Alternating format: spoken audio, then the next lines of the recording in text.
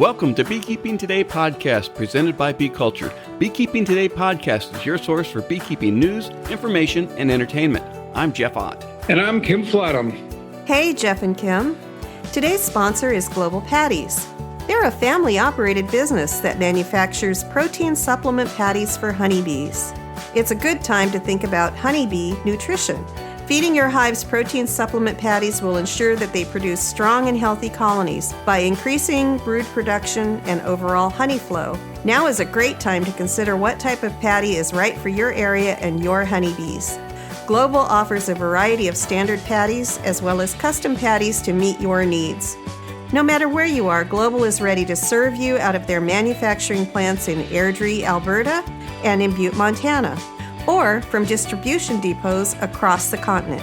Visit them today at www.globalpatties.com. Thank you, Sherry, and thanks to Bee Culture for continuing their presenting sponsorship of this podcast. Bee Culture has been the magazine for American beekeeping since 1873. And a quick thanks to all of our sponsors whose support enables us to bring you this podcast each week without resorting to a fee-based subscription. We don't want that, and we know you don't either. Make sure to check out all of our other content on our website. There you can read up on all of our guests, read our blog on various aspects and observations about beekeeping, search for, download, and listen to over 200 past episodes, read episode transcripts, leave comments and feedback on each show, and check on podcast specials from our sponsors. You can find it all at www.beekeepingtodaypodcast.com. Hey everybody, thanks again for joining us. Kim, it's starting to be that busy time of year, especially for those beekeepers setting their hives in the almond orchards in California. Well, California, yeah, not in Ohio. They're talking some sort of polar meltdown or something coming up here. Not a meltdown, the opposite. It's going to be cold here for the next few days, but California is really ramping up.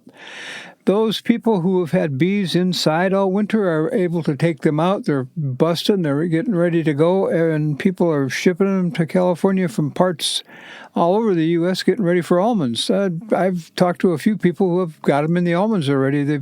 They're in the almonds. They've been inspected. They're ready to go. So that's pretty good for the first week in February. Yeah. Well, just last week we were talking with Rory Crowley from Project Apis M, and it's the show coming up here in a couple of weeks, talking about the ground cover that they're providing in the Seeds for Bees program. He was saying that the flowers are up and blooming as they're setting down the hives, and the project is going as they expect it to. It's a win-win for the bees and the growers and for the beekeepers. And the rest of us will sit here and be green with envy. How's that? I just hope it's a successful season in the almonds, because that translates to a successful season for the rest of us. Well, keep your fingers crossed. You know, the one thing that Project Apis M is looking at carefully, beekeepers certainly, is climate change. And I know there's a lot going on being talked about right now, but from a beekeeper's perspective, there's certain things that we look at differently than your neighbor across the street when it comes to how warm is it going to get? How wet is it going to get? When is it going to happen? And why? And what can we do about it? So we've started a blog on our webpage, and you can check that out. And what I'm doing is I'm following all of this climate change news from a lot of different sources and applying it to what's it going to mean for bees, beekeepers, and beekeeping, and just that focus. You know, there's a lot of noise, but a lot of it isn't looking specifically at what you and I do when we go out to a bee yard. So check that out if you get a chance. And when does the series start? Well, he says carefully, soon. We should have one out there by the second half of February. I'm looking for one a week, but that may not quite happen. But there'll be, a couple, 3, 4, maybe a month. On a regular series. So that's Kim's Climate Change in Beekeeping, and that's coming up here shortly in the next couple of weeks. Yep. Oh, fantastic. I look forward to reading it, and I'm sure our listeners are too. The bees this week, at least here, are getting out on occasion on the warm part of the afternoon. It's been reaching high 40s.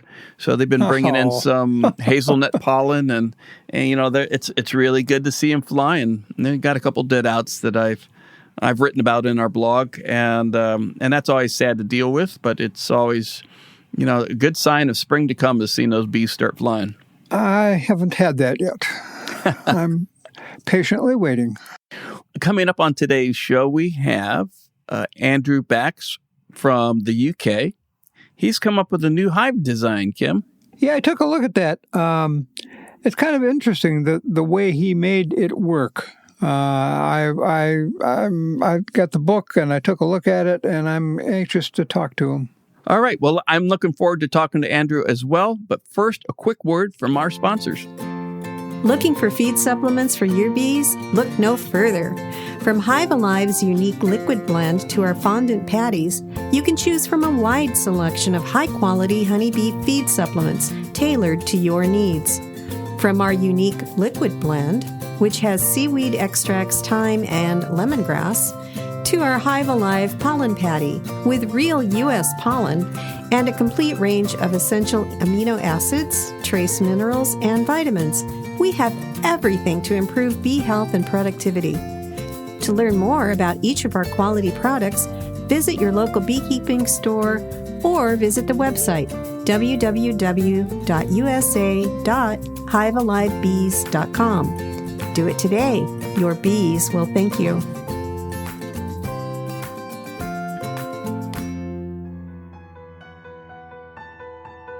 Hey, beekeepers! Many times during the year, honeybees encounter scarcity of floral sources. As good beekeepers, we feed our bees artificial diets of protein and carbohydrates to keep them going during those stressful times. What is missing, though, are key components. The good microbes necessary for a bee to digest the food and convert it into metabolic energy. Only Super DFM honeybee by strong microbials can provide the necessary microbes to optimally convert the artificial diet into energy necessary for improving longevity, reproduction, immunity, and much more. Super DFM honeybee is an all-natural probiotic supplement for your honeybees. Find it at strongmicrobials.com or at fine bee supply stores everywhere. And while you're at the Strong Microbial site, make sure you click on and subscribe to The Hive, their regular newsletter full of interesting beekeeping facts and product updates. Hey, everybody, welcome back to the show. Sitting across the virtual Zoom table right now is Andrew Bax, directly from the UK. Andrew is here to talk to us about the Drayton Hive. So before we get into that, Andrew, welcome to the show. Thank you very much, Jeff. A great pleasure and a privilege to be speaking with you tonight. Thank you. Andrew, it's nice to meet you. Thank you, Kim. Well, we've invited you to the show. You've recently published a book with one of our sponsors, Northern Bee Books, on the Drayton Hive. What is the Drayton Hive? What is that? Most of our listeners are in the USA and North America, so they're familiar with the Langstroth hive, so you can draw comparisons to that. But what is the Drayton Hive?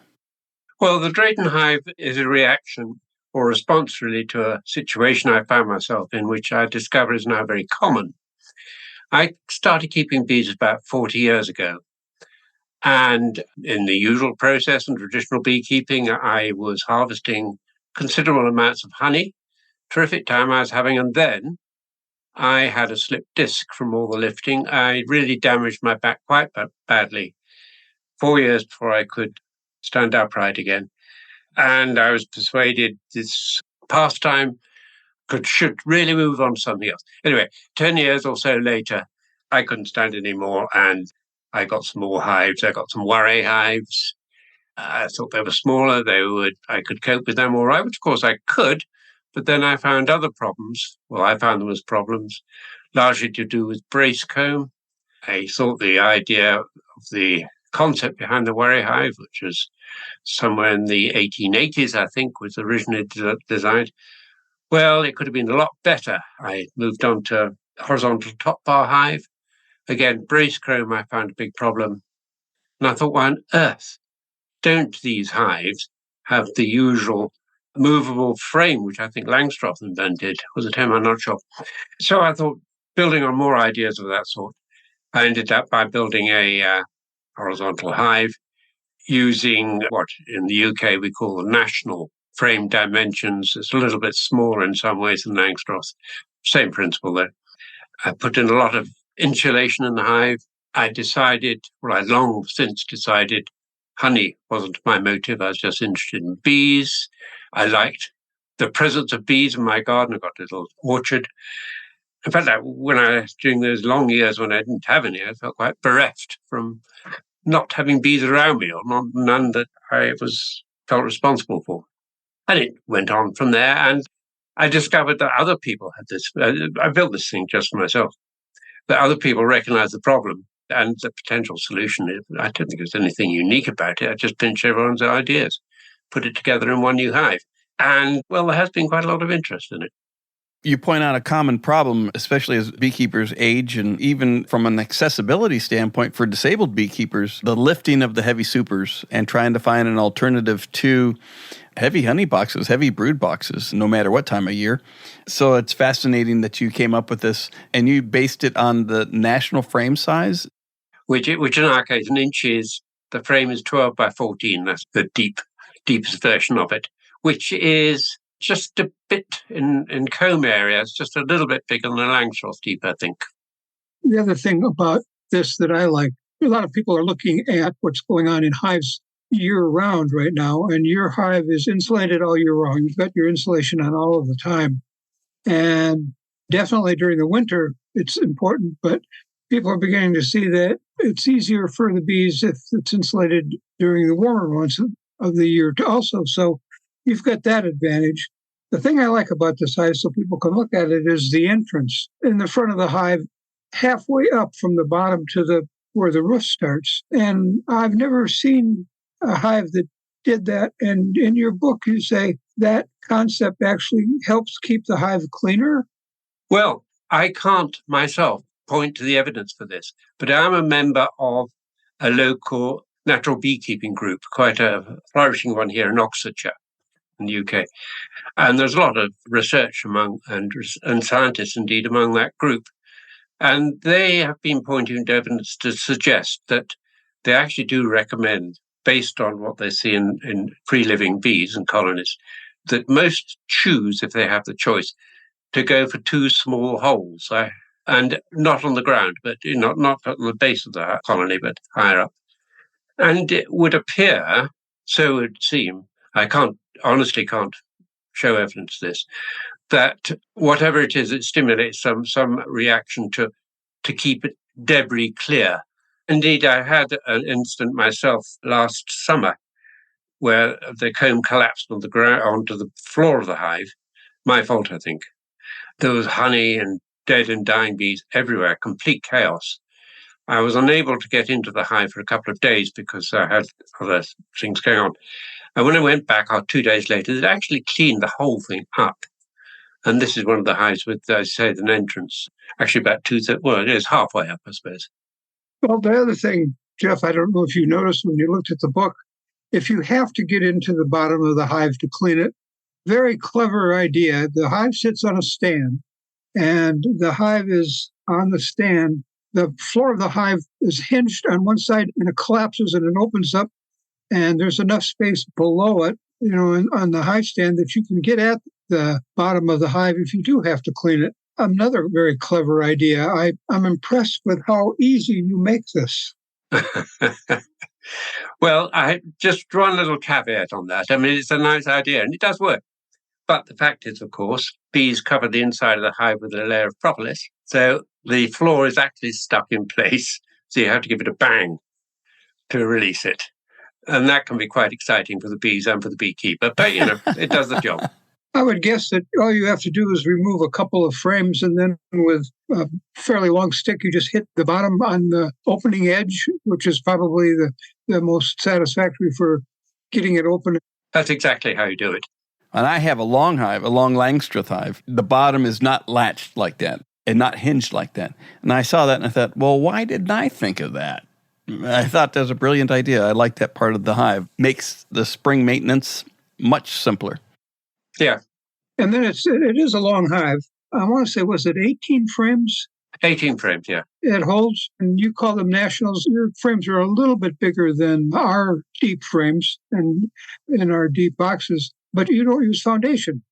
You can use foundation. I think wired foundation. I presume you use wired foundation in the USA, normally in an Langstroth hive. It's becoming less used. Many people are going towards plastic. The plastic inserts. Ah, okay. Well, plastic only is just starting to make inroads in the UK. Most people use wired foundation, wired wax foundation. I prefer not to use foundation of any kind and let the bees draw out their own comb on foundationless frames. You can get commercially frames with a little fillet on the underneath the top bar. They naturally, without any problem at all, draw out their comb from that top bar, and it just grows naturally. And it makes honey extraction, when you come to harvest honey, a very easy process. It's not immensely productive. Poor old bees got to rebuild their wax every time. But it's part of my philosophy behind the notion of beekeeping simplified. Well, it does make it simpler. And when you're harvesting, what you suggest in your book is that you remove a frame and you place it over a container bigger than the frame, and you simply cut the wax out, let it fall into the container, and then put the wet frame back on the box, which is remarkably simple. You're just making a big chunk of comb honey is what you're doing there. And if that's what you're selling, you've got it made. You just cut that piece from the frame. The other thing with how that works is, do you have hardly any or some cross comb with that? Yeah, some. Not often, but it does happen. I don't allow myself to get overtaxed about that. If need be, if I need to move frames, I lift two together if they happen to be stuck. Occasionally, I feel it necessary to separate them. There is a bit of cross-combing, but nothing like as much, for example, as you can get in a wary hive, or indeed probably in a horizontal top bar. The thing about the wary hive that I've never worked one, but I've watched people working them, and when you have to add that third box underneath and you have to lift up all of the honey above it. It's a nightmare. Yeah, I got the same back you have. And the worst thing is that the comb from the top box is more than likely to grow down and attach itself to the comb in the box beneath it. To separate the boxes, that in itself is a problem. Yes. Or you lift them both, which is even a bigger problem. Yes. Exactly. Tell me about the insulation that you use. You're using year-round insulation. Yeah. Well, I've gone through 2 or 3 series of prototypes, but the current design, the one that's available now commercially, has an inner chamber, which slightly controversially over here, and I don't know how you feel about it in the UK, but it's actually made of marine ply. It is thought by some that there may be some toxins in the adhesive there. I've been persuaded that modern adhesives aren't toxic. But anyway, it doesn't seem to affect the bees. So an inner chamber of ply. Then the outer chamber there's an air gap of about 1 centimetre. Then there's an outer cladding of cedar all around. And where there are breaks, for example, in the entrance, the floor we mentioned, and there's a side window as well, an observation window, that is all sealed. No draft can get around the inner chamber. So it's a sealed double layer of casing around the hive. On the top, above the frames, there's a layer of what we call hessian, I think it's more usually called burlap in the States. And then laid across those are 3 bags of insulating material, either, again, in hessian, sort of cushion-type arrangements, either consisting of wood shavings or barley straw. Then there's a roof on top of that, which is ventilated, which helps in terms of temperature control. And incidentally, just at the moment, we've got terrible rain, and the draft through that keeps the hive reasonably dry. Yes, I can see from the picture here, you have that opening up on the top of right at the peak of your roof, in the front anyway. With the insulation that you've got laying on the top, do you get much ventilation? How well does that ventilation work? Because it rises from the center of the brood nest below, and it's got to go through that insulation on the roof. It has, but it's very light, very loosely packed. material of the insulation itself. In no way could it be considered impervious at all. I think in fact actually it can even draw condensation if it becomes too moist inside the body of the hive itself. Yeah, and then there's 2 insulation vents on the roof, as you say, one at each end, and that keeps a draft going. So any surplus either moisture or even warm air, cold air even, I suppose, would be drawn out. If I was going to build one here, looking at how you described building one, I'd have to think about what kind of insulation to put on top. Wood shavings are something I don't have a lot of access to, and I would guess lots of people don't, or as you say, the shredded wood. I wonder, Jeff, what kind of insulation can you put up there that will allow moist air to rise if you want that to happen, or do you seal it completely? And we're hearing lots of people saying sealing a hive completely so you don't have that ventilation. Let's hold that thought, and we'll be right back after this quick word from our friends at Better Bee. Hey, has winter's chill and weather forced you inside? Well, did you know that Better Bee offers winter classes you can take from the comfort of your own home?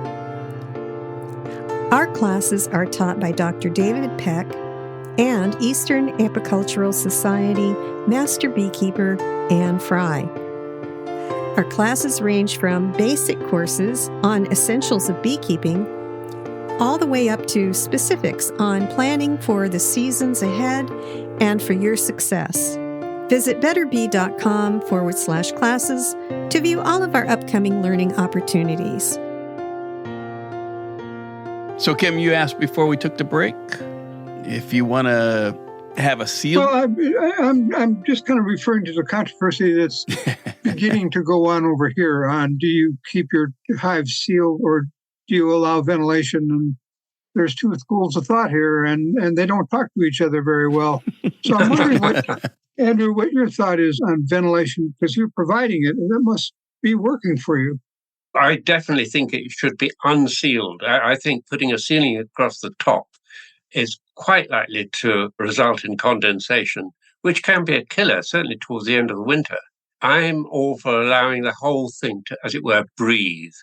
That, I think, is the direction of thought among most beekeepers in the UK. There are some hives available which have a plastic inner roof, which totally prevents any kind of movement of air, condensation, or anything there. It's an active source of discussion in many bee meetings is whether you want that top ventilation versus no ventilation. That's one of those discussion grenades you can lob into any beekeeping meeting and stand back and watch the discussion. Interesting.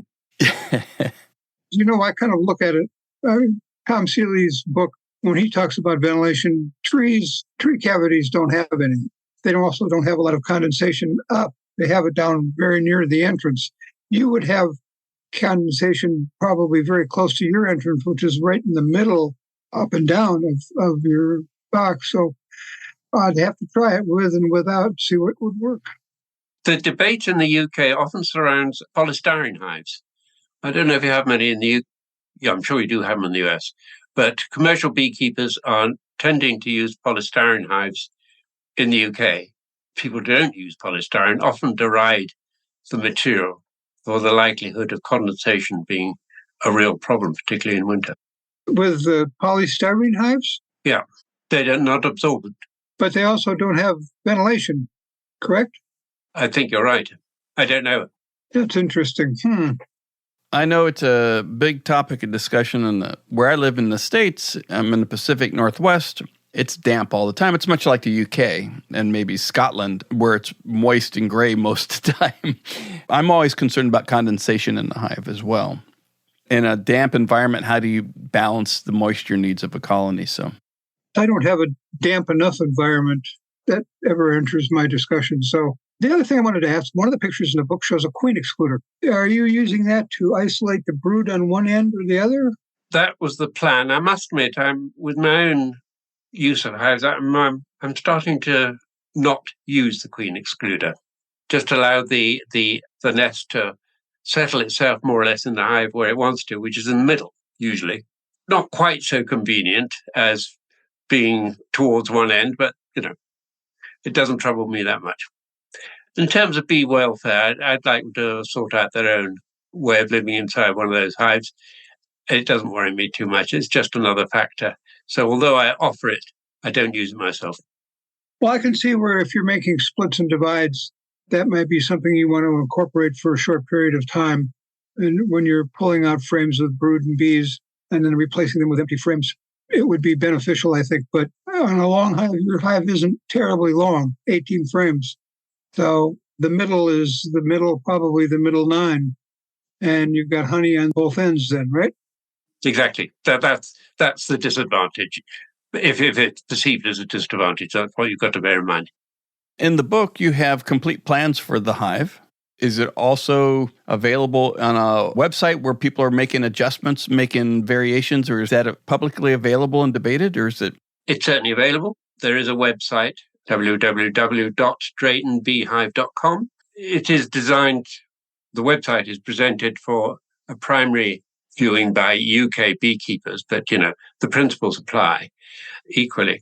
In retrospect, it would have probably been more useful if, in addition to the UK measurements, I planned so that it can be those measurements for the plants could be adapted in terms of Langstroth sizes, which is something I can do if we go to reprint again. I'm happy for people to build their own hives. I don't want someone to go into commercial production without my agreement, but the individual building one or two is fine by me. I'm not in this to make money. I quite like to share the experience I've been through and hope it might be useful to other people too. I would imagine there might be some in the North America and the States who would look at your plans and say, well, I just adapt those to the standard Langstroth deep hive or something. Well, that brings up a question. You wrote about your mentor in the book, and his name was, I'm going to guess on the pronunciation, Karas? Karas, yes, terrific. Karas, okay. Your mentor was Karas, and your name is back, so I have to ask you, where did the name Drayton come from? Yes, Drayton is I had to call it something. The commercial beekeeper who came along to ask if they could put it into production, called Thorns, which are one of the major suppliers in the UK. They wanted to call it the Backs Hive after my own surname. Well, I certainly wasn't having that. That's not the kind of person I am. But I needed a name, so I simply called it Drayton, because Drayton is the name of the village in which I live. Well, that makes perfect sense. Very simple answer to a question that bothered me the whole time. I kept expecting to turn the page and then have you begin to tell me about another beekeeper named Drayton, and that's where some of these things came from, but it's where you live. Okay, that makes it simple. Are these hives available anywhere in the UK for sale? They're available for sale in the UK, for sure. And a lot of people, the website gets inquiries from all around the world nearly every day. It's slightly embarrassing.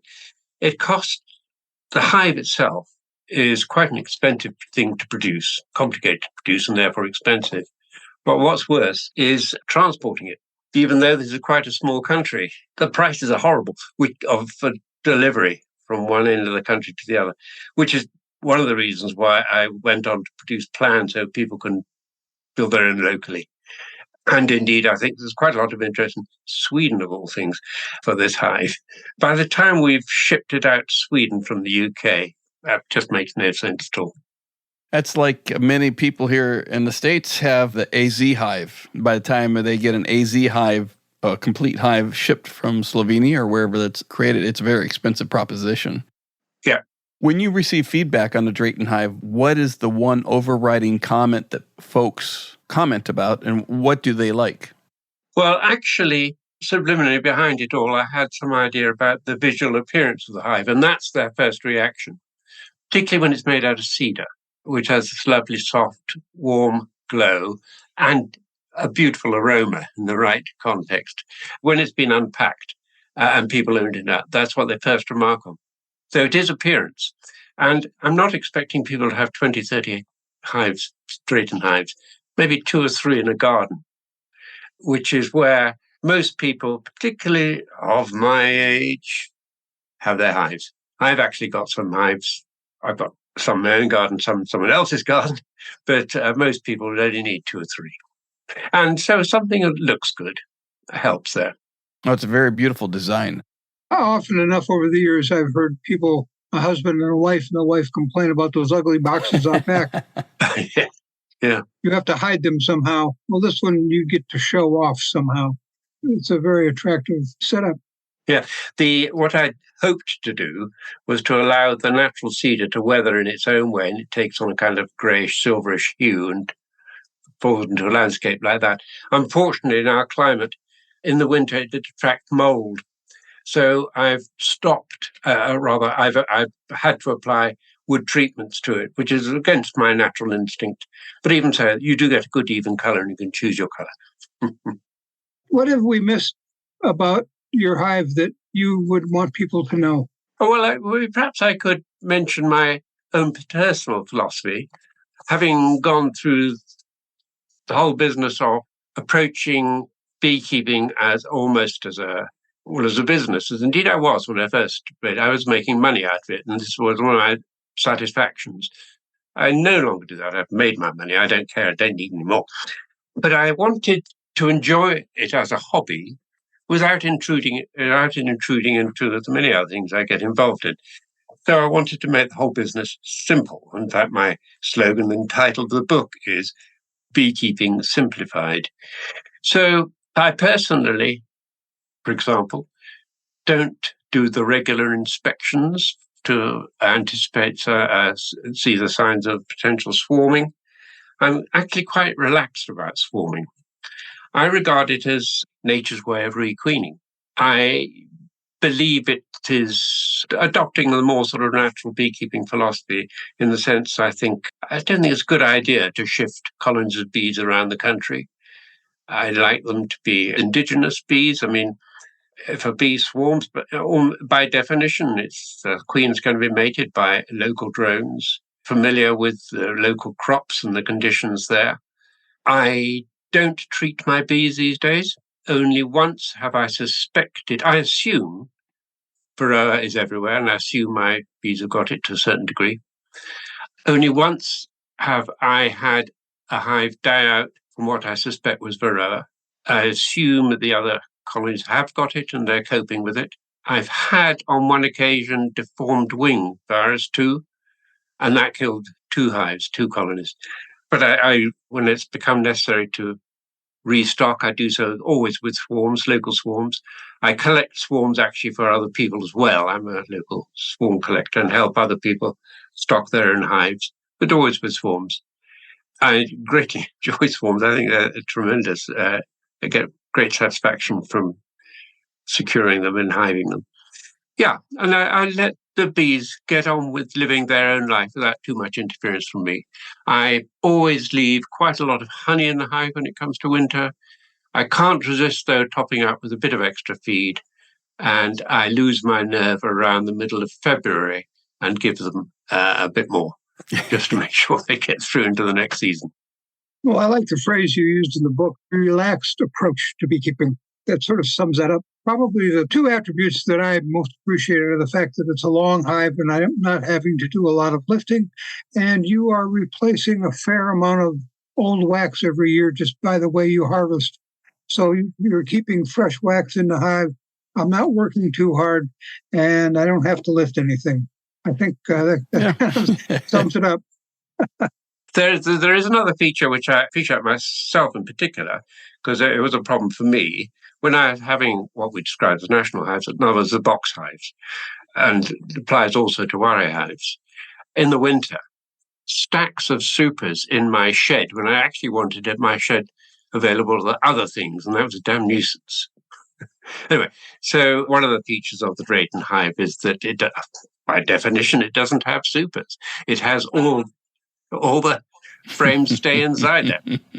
I have a division board so that in winter the colony can consolidate and retain its warmth naturally without having too much space to dissipate it all.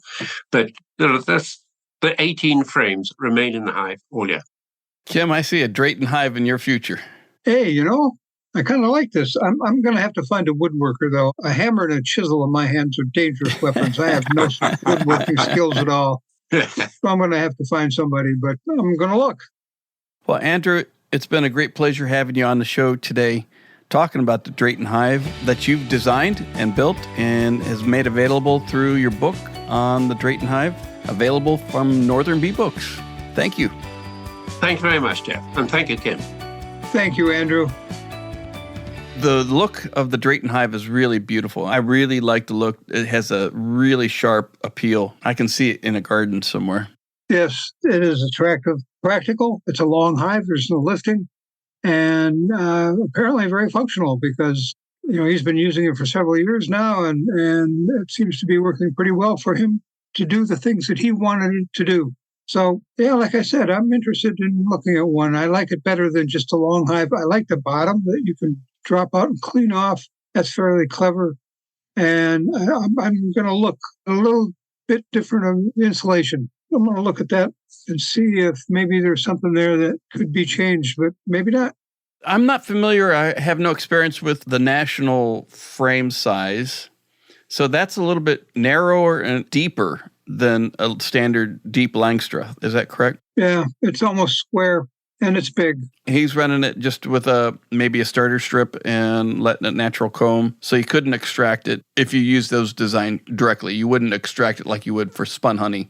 No, he doesn't use foundation. It's natural comb, but you could put, wired foundation in, 2 or 3 frames on either end and let them fill with honey, and you could extract them and use them over again. But one of the good things about this is you're getting rid of wax. If you're treating, he doesn't treat, he said, but if you're treating after a couple of years, you want that stuff out of there. So this is not a bad way to do it. Well, I encourage everybody to take a look at that book and consider the Drayton Hive if they're looking for something that's nice and a showpiece. There you go. Well, that about wraps it up for this episode. Before we go, I want to encourage our listeners to rate us 5 stars on Apple Podcasts, wherever you download and stream the show. Even better, write a review and let other beekeepers looking for a new podcast know what you like. You can get there directly from our website by clicking on reviews along the top of any web page. As always, we thank Bee Culture, the magazine for American beekeeping, for their continued support of Beekeeping Today Podcast. We want to thank our regular episode sponsors, Global Patties and Strong Microbials, and Better Bee for their longtime support of this podcast. Thanks to Hive Alive for returning this spring, and thanks to Northern Bee Books for their generous support. Check out all of their books at www.northernbeebooks.co.uk. And finally, and most importantly, we want to thank you, the Beekeeping Today podcast listener, for joining us on this show. Feel free to leave us questions and comments at Leave a Comment section under each episode on the website. We'd love to hear from you. Thanks a lot, everybody.